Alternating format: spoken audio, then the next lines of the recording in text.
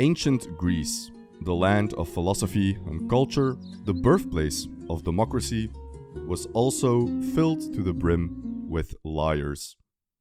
Those are not my words, but the words of influential historian Jacob Burckhardt, who wrote an amazing study on ancient Greek culture. The Greeks were also proud of this talent for lying, as many gods and heroes of mythology are praised for how effectively they can lie, cheat, and scheme their way to victory. From crafty Odysseus, who invented the Trojan horse, to Zeus transforming into animals to get his way, in this video we will go over why the Greeks glorified lying and why we, in modern times, look down on lying. Because if lying wasn't always seen as bad, when did that change? And why?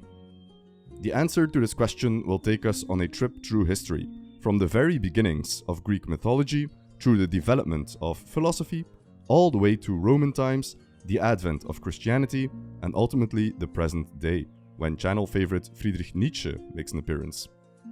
So strap in, leave a like, subscribe if you haven't already, and let's start at the beginning, the strange psychology of ancient Greece.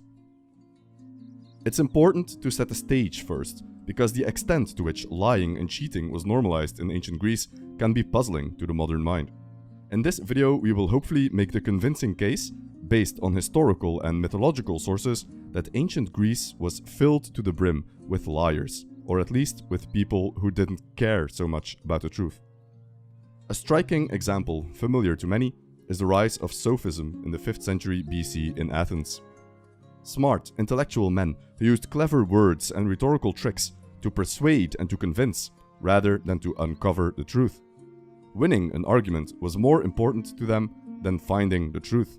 In opposition to the sophists, we encounter the philosophers, men who tried to find the truth for its own sake, not for show, influence, or money. If you also care about the truth for its own sake, and you want to learn more about the start of philosophy and how it developed later on, then look no further than Imprint, the sponsor of today's video. Imprint is the best way to learn quickly, effectively, and interactively. They offer interactive courses based on active learning, using both visuals and text to impart knowledge to you. Replace your daily scrolling on social media with Imprint instead and learn more about the world around you. For example, they have a multi-day course called Essential Philosophy, Theories and Thinkers. Their library also includes long courses on finance and the science of personal happiness. They were named Google's App of the Year and have over 30,000 5-star reviews on the App Store and Google Play. To try everything Imprint has to offer, for free, for a full 7 days, scan my QR code on screen or click the link in the description. As fans of Weltgeist, you will get 20% off Imprint's annual premium subscription. Thanks again to Imprint for sponsoring this video. But let's get back to the Greeks. Jacob Burckhardt devotes an entire chapter in his landmark work on ancient Greek civilization to the character of the Greeks and how they differ from us moderns. Burckhardt is one of the most influential historians of all time, and interestingly, he was a favorite of Nietzsche and even at one time his friend and colleague. But as we will see later on, Nietzsche ultimately disagreed with Burckhardt as to the psychological reasons behind why the Greeks are the way they are. Burckhardt seeks to distill the Greek cultural character and distinguishes two important aspects of the Greek spirit. First of all, he singles out the glorification and desire for revenge. But immediately after revenge, Burckhardt lists the right to falsehood as a defining character of the Greek personality. He gives ample historical examples. He also gives a reason for why the Greeks might have had no trouble with lying, being deceitful, and breaking their oaths. But I don't think that explanation is quite as good or as psychologically insightful as Nietzsche's, so stick around until the end of the video for your daily dose of Nietzsche. Burckhardt goes about proving his thesis in an interesting way. First off, he notes how ancient Greek philosophers, and he quotes Pythagoras in particular, extol the virtues of telling the truth. Secondly, he points out that the swearing of oaths was a big deal in ancient Greece, a ritualized affair, even with its own dedicated god, Horkos. But interestingly, for Burckhardt, this is an argument in favor of his assertion that the Greeks were basically a bunch of liars and cheaters, because only a people of liars and cheaters would need wise philosophers to keep reminding their countrymen of always speaking the truth, and only a nation of scammers would need a god of oath-keeping, a supernatural guarantee that contracts and deals will be honored. So, paradoxically, the very existence of these pro-truth philosophers and oath-keeping rituals means that the Greeks themselves must not have taken the truth very seriously. But we don't need to take Burckhardt's word for it, because cheating and deceit feature prominently in Greek cultural life, from daily life to the adventures of their heroes and gods in myth. Famously, in the ancient Greek Olympics, if an athlete was found to engage in foul play, bribery, or otherwise found to be cheating, he would be fined and the funds would be used to raise a bronze statue of Zeus, inscribed with a description of the scandal and to serve as a warning to future athletes. And the mythical origins of the Olympics themselves are mired in foul play. One version of the myth has it that Pelops, who engaged in a chariot race with a king whose daughter he wanted to marry, only won the race because he hired someone to sabotage the king's chariot prior to the race. Deceit, disguise, and winning through a clever ruse is of course a prominent feature in Greek myth in general. Odysseus, for example, famously tricks Cyclops by giving him a fake name, and later invents the Trojan horse. Elsewhere in Homer, the gods, in their dealings with mortals, are often suspect. The mortals often assume that they are lying, and ask the gods to swear an oath on the river Styx as a promise of them speaking the truth. Odysseus also famously invokes Athena to disguise him as a beggar upon his return home to Ithaca, and he tells his servants, his son, and even his wife, who don't recognize him, a long and complicated lie about who he is. Speaking of disguises, many complicated plots in Greek myth find their origin in Zeus taking on the shape of an animal in order to seduce a mortal woman, and other gods too often partake in shapeshifting to trick mortals, like Athena does with Arachne. So when all the Greek heroes and gods, so highly respected and emulated in Greek culture, lie their face off all the time, it's hardly surprising that the Romans would eventually give the Greek relationship with the truth a cynical nickname, Graika Fides, Greek faith. Herodotus claims that the Persian king Cyrus once boasted he did not fear the Greeks, who have a place in the middle of their city where they meet in order to deceive each other with false oaths.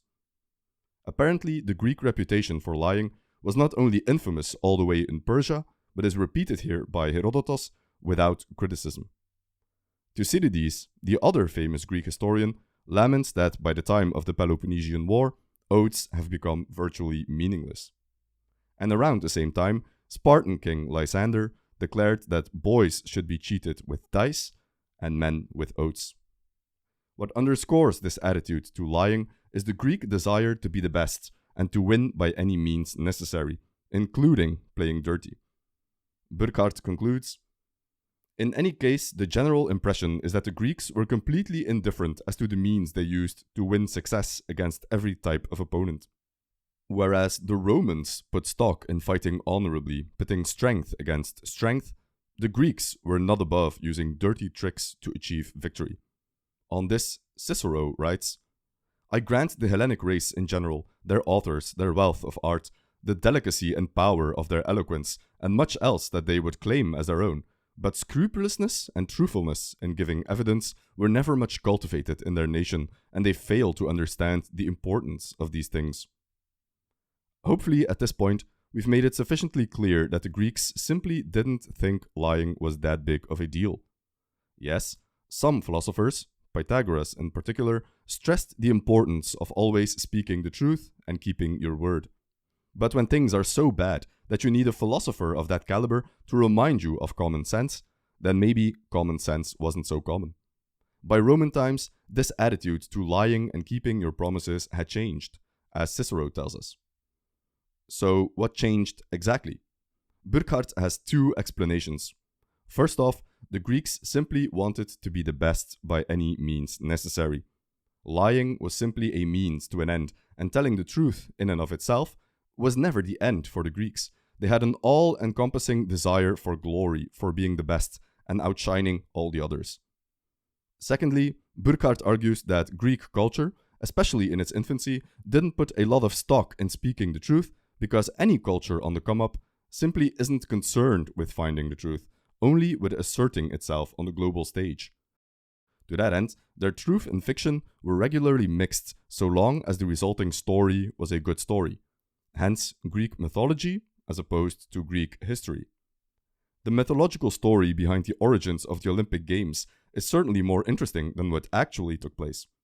In the myth, the story is about winning the love of a fair lady. It's about a contest of skill and treachery. It's a king trying to escape the prophecy. In other words, it's a story full of drama, conflict, and life.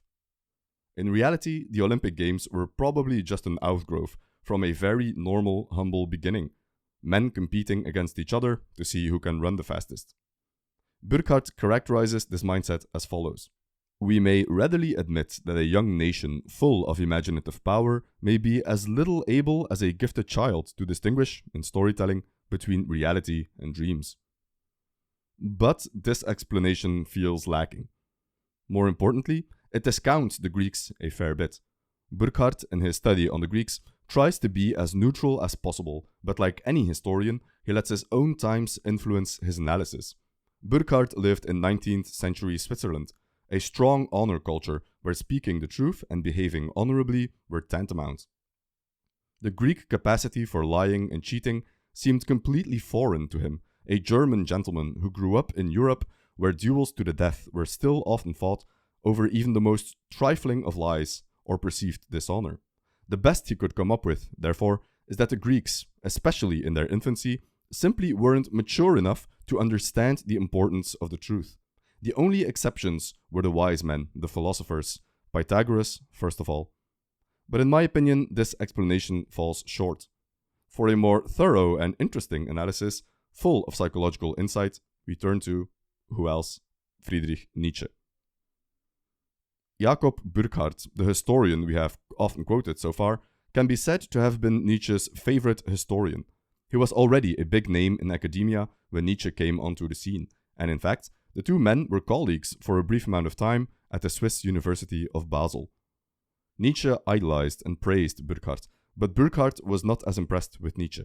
The two men initially bonded over their mutual love for Schopenhauer, but as Nietzsche soon turned his back on Schopenhauer, so too he lost a lot of respect from Burckhardt. In any case, the point is that Burckhardt represents the way people in Nietzsche's time looked at the Greeks. And of the spirit of the times, Nietzsche has the following to say. Nothing becomes clearer to me year by year than the fact that the entire Greek and ancient mode of life, however simple and evident it must seem to our eyes, is in truth very difficult to understand and even scarcely accessible, and that the customary ease with which we babble about the ancients is either giddy levity or the old hereditary conceit of our thoughtlessness. In short, we just don't understand the Greeks. There is more to them than meets the eye. In particular, we have been too conditioned by Christianity to really understand the Greek mindset. For better or for worse, we view everything through the lens of our intellectual context, and for the Western world, the intellectual context has been Christianity for nearly 2 millennia, and it's not easy to take off the Christianity-colored lenses through which we look at the world. This was also Burckhardt's mistake. He is smart enough to present his history of the Greeks as impartially and neutrally as possible, but it's still inevitable that some vestiges, some remnants of his Christian perspective fall through the cracks. So when he talks about the Greek instinct for lying, the easiness with which the Greeks lie, the lack of a bad conscience, he dismisses these things as childish, of the product of a young nation still finding its way in the world and trying to assert its existence. Who cares about a little lie when you are on the come-up? Who cares about embellishing the truth a little when the product is the wonderful Greek mythology? But dismissing the Greek talent for lying as simply the product of childishness is to dismiss the Greeks themselves. Nietzsche, by contrast, tries to find an explanation that respects the Greeks in full and doesn't just praise them for one aspect of their culture, like their athleticism and philosophy, but dismisses other parts, like their lying and cheating. He views the Greeks as an organic whole and thereby respects them as they are, not as we wish they would be. We might imagine Burckhardt thinking, if only the Greeks were more truthful, then they would be even more perfect and praiseworthy. But Nietzsche realizes that without their lying nature, the Greeks would cease to be Greeks, instead of the defective Christians that Burckhardt views them as. So let's dive a little deeper into Nietzsche's psychological analysis of the Greeks. Nietzsche talks about the Greek ideal in Daybreak, one of his most masterful yet overlooked books. We've done an entire video analysis of that book, by the way, link in the description. But the paragraph in question gives us the key to Nietzsche's view of the Greeks. So let's take a look. What did the Greeks admire in Odysseus? Above all, his capacity for lying and for taking a shrewd and dreadful revenge, his being equal to circumstances, his appearing to be nobler than the noblest when necessary, his ability to be everything he desired, his heroic pertinacity, having all means within his command, possessing genius. The genius of Odysseus is an object of the admiration of the gods. They smile when they think of it. All this is the Greek ideal. For Nietzsche, the lying and scheming, the disguises, the ruses, all the deception that is part of the character of Odysseus is all typical of the Greek ideal. It's not just a character defect as the Romans and Burckhardt would have it. It is an actual part of their identity. But why is that? Nietzsche goes on. What is most remarkable about it is that the contradiction between appearance and reality was not felt in any way, and that as a consequence, it could not be morally estimated. Were there ever such accomplished actors? This is the heart of the matter. The contradiction between appearance and reality was not yet felt by the Greeks, and in Nietzsche's view, this is to their credit, not to their detriment. To get to the bottom of this enigmatic statement, we need to talk about where, for Nietzsche, Greek culture went wrong. When Plato entered the philosophical scene, being a student of Socrates, he introduced something into the Greek culture that was not there before. The idea of a world beyond the material, or to use a German term, a Hinterwelt, literally a beyond world. Plato's world of forms, or world of ideas, is an example of one such Hinterwelt. It's a type of existence that is not part of the material world, but exists somewhere else. The material world is only a mere reflection or an imperfect reproduction of ideas that have their independent existence outside of this world. To speak in Platonic terms, we say that the material world participates in the ideas, but the ideas themselves, they are not here, but there. And it's this world of ideas that is of true importance. The philosopher, argues Plato, should spend his time contemplating the eternal and unchanging forms, and not the temporal and changing material world. With this doctrine, Plato introduced a duality into the world that would change history. From now on, there is a difference between appearance and reality. A new world is created. The world of the here and now, the world of matter, things, humans, becomes of secondary importance. The real world, the world of actual importance, is this hidden, obscure world of forms, the contemplation of which is the goal of philosophy. When we ask ourselves what is good, what is beautiful, and what is just, we are contemplating the ideas. We are asking ourselves what is the perfect representation of these ideals. These things cannot exist in the material world. The material world is always imperfect, but they do have a perfect existence in the Hinterwelt. And so, suddenly, the world as we ordinarily perceive it becomes this illusory, dreamlike experience that is not worth very much, at least compared to the unchanging world beyond. There is now, and for the rest of history, a divide between appearance and reality. And it's this divide, says Nietzsche, that was foreign to the Greeks, but so very familiar to us. We are born in it. We haven't ever known anything else, because we're all living in the world after Plato, the world of Christianity, in which the distinction between appearance and reality is upheld, except now that God takes the place of the world of forms. We are molded by this Christian Platonic context, which is why the Greeks appear so foreign to us, and foreign to the historian Burckhardt, who could not fully realize this profound difference in looking at the world between ourselves and the ancient Greeks. This is what Nietzsche meant when he said, "Nothing becomes clearer to me year by year than the fact that the entire Greek and ancient mode of life, however simple and evident it must seem to our eyes, is in truth very difficult to understand and even scarcely accessible. We are born and raised in an entirely different culture and way of looking at the world. We are all children of Plato, so to speak. As Emerson said, Plato taught us how to think. Plato defined Western thought for us, and one of the most enduring parts of his legacy is this steep divide between appearance and reality. And this divide was absent in the noble Greeks who lived before Plato. They viewed the world, quite literally, through different eyes. Appearance and reality were part of the same organic whole. The ancient Greeks did not hold fast to this distinction, which is why they don't care about lying as much as we do. Because what is a lie? A lie can only exist in the framework of an appearance versus a reality. A lie is saying one thing and meaning another. A lie presupposes a truth, and a lie is departure from that truth into its opposite. But what is truth? This word has become so tainted by our tradition that we can hardly understand it in the Greek way. But in the Platonic way, we recognize the truth as something that exists outside of our material world, as having this independent existence. Insofar as things correspond to this idea of truth that we have in our mind, we say that something is either true or false. Even though we might not consciously be Platonists or even Christians, we still carry within us this framework as part of our Western philosophical legacy. This is how we conceptualize the truth, as having an independent existence, and we can compare a state of affairs, or a sentence, to this idea that we have in our heads. When Odysseus says to Polyphemus the Cyclops, "My name is nobody," we recognize that he is telling him a lie. But what is the actual, qualitative difference between these two statements? "My name is Odysseus," and "my name is nobody." We say the first one is true because we have a concept of the truth in our heads, and as part of that idea of the truth, we have the statement, "My name is Odysseus." But the statements in and of themselves carry no truth value.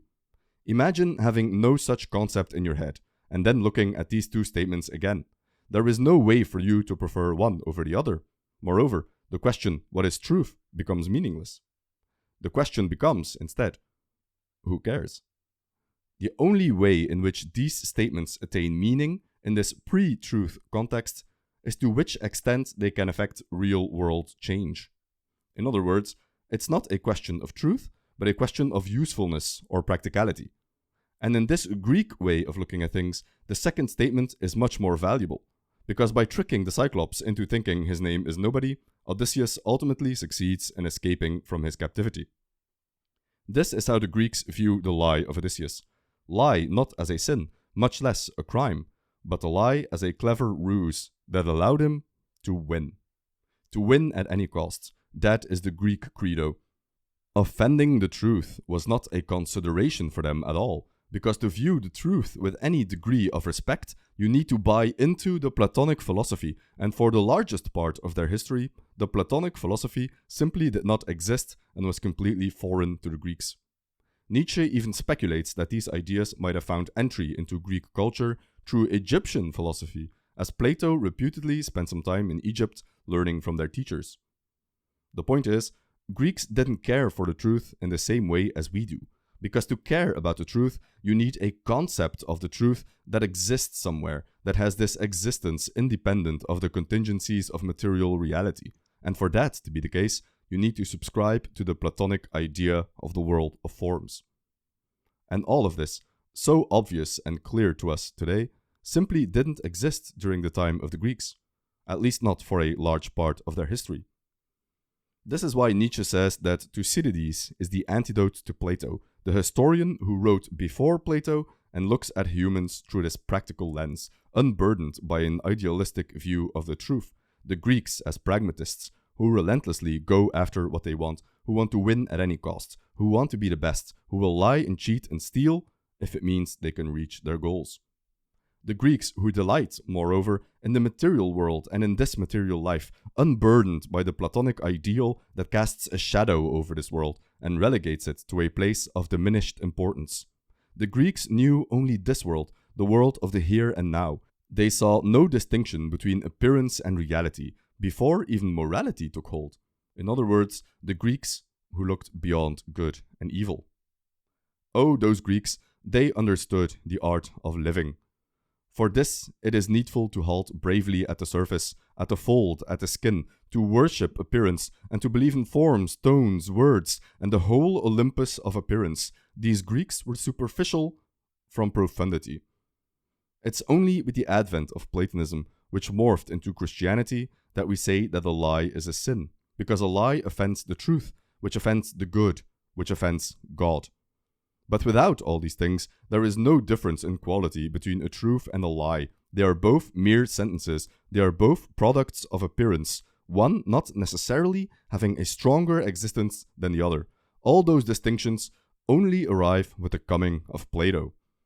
And the Greeks worshipped appearance and were unbothered by reality. They lived in the present and embraced the ephemeral nature of things. They didn't seek to grasp reality with eternal ideas, whether that be the Platonic good or the Christian God. And again, it's only when we started to worship unchanging ideals, such as the truth, that a lie becomes a problem. That's why Burckhardt dismissed the Greeks as childish.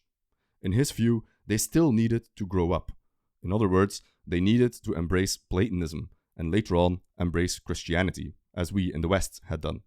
For Burckhardt, it was a question of the Greeks not being fully mature. For Nietzsche, on the other hand, it was a painful reminder that the Greeks had attained a childlike joy, and rather than grow up, they should have maintained their childishness, the joy of unbothered childhood. And it's actually with Plato and Christianity that we became not mature and wise, but old and boring. And that is why, in a nutshell, the Greeks glorified lying and we don't. Thank you for watching. This video drew heavily on Burckhardt's study of the Greeks as a source, in large part because Burckhardt was the favorite historian and one-time colleague of Nietzsche. We've uploaded a separate book review in podcast form on our Patreon, which is available now for all tiers. In the higher tiers, you also have access to a dozen or so exclusive videos, mostly on Nietzsche and Schopenhauer. A special thank you, as always, goes out to our Patreons for their patient support. These videos take a long while to make, so any help is greatly appreciated. Again, thank you for watching, and we'll see you in the next one.